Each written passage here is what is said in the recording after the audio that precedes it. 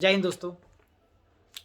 2014 के बाद के पत्रकार, कुछ ऐसे पत्रकार, मैं सभी की बात नहीं कर रहा, जो गलत तरीके पे चलने लगे, जो सरकारों की बात मानने लगे। और 2014 से पहले के जो पत्रकार हैं, जो असल में कानून से चलते थे, जो असल में कानून के दायरे में काम करते थे, झूठ से उनका कोई लेना देना नहीं था, सच्चाई के एक तरह से पुजारी थे वो। अगर सच्चाई कहीं देखनी है तो न्यूज़ चैनल में दिखती थी, न्यूज़पेपर में दिखती थी। मगर 2014 के बाद ये हो क्या गया कि पत्रकारिता का दौर ही बदल गया, पत्रकारिता के समय ही बदल गया। तो इसलिए हमने एक कविता लिखी है, एक छोटी सी कविता है कुछ पंक्तियों की, जो आपके लिए हम लाए हैं। आप जरूर सुनिएगा।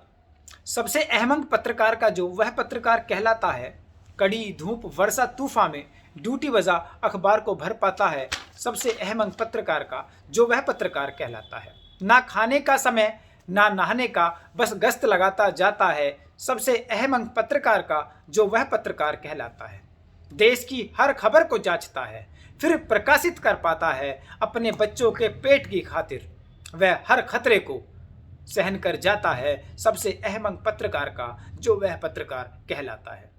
कहीं भी कोई हादसा हो वह सबसे पहले जाता है, खुद कम सोता है, खुद कम सोता है। अपने न्यूज़ चैनल को में सच्ची खबर दिखाता है, अपने न्यूज़ चैनल में सच्ची खबर दिखाता है। सबसे अहम पत्रकार का जो वह पत्रकार कहलाता है।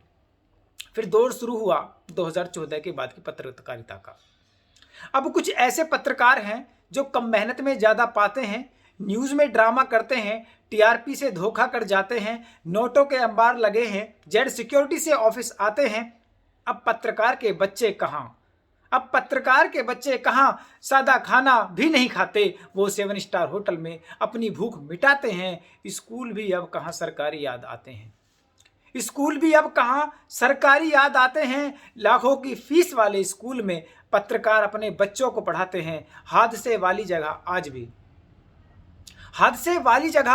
भी पत्रकार सबसे पहले जाता है। पहले रिपोर्टिंग करते थे, अब खबरों का सौदा कर आता है। आज भी हर पत्रकार को कोई खरीद नहीं सकता, आज भी झूठ सच से जीत नहीं सकता। पहले के पत्रकार और अब के पत्रकार में बस यही अंतर पाया जाता है, पहले पत्रकारिता में सच ही सच था, अब झूठ को भी सच बनाया जाता है। इमरान यूं कहे सरकारों के कहने पर अब न्यूज़ चैनल चलाए जाते हैं।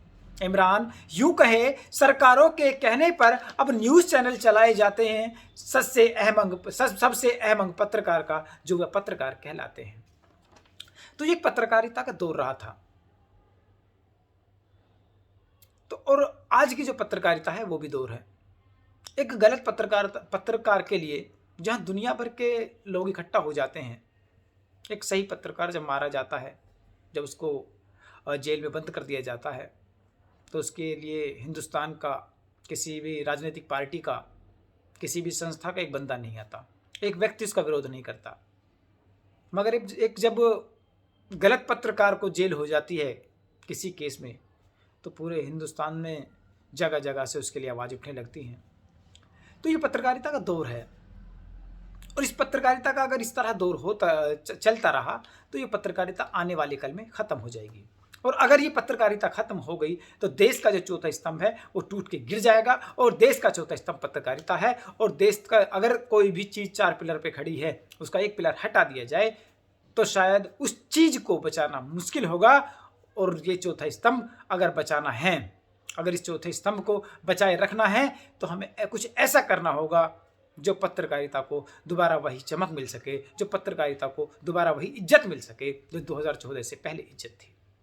पत्रकारिता का दौर 2014 से जो पहले था वो लाना होगा।